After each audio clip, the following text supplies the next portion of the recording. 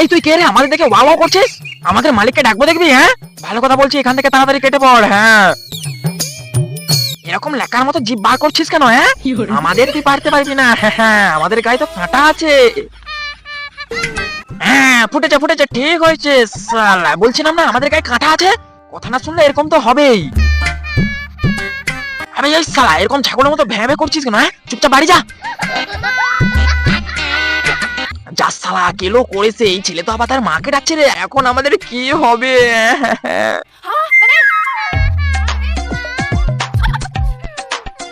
সর্বনাশ করেছে এই মালকিনের মাথায়। এখন আবার কি বুদ্ধি আসলো রে? আজ মনে হয় আমাদের পেড়েই ছাড়বে। আরে আরে ও মালকিন, তুমি আমার ভাইকে নিয়ে কোথায় যাচ্ছ? হ্যাঁ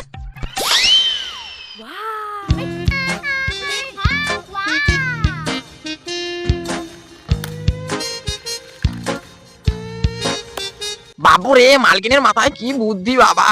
কি সব হাতে টাতে পড়ে আমাদের শেষ পর্যন্ত পেড়েই ছাড়লো।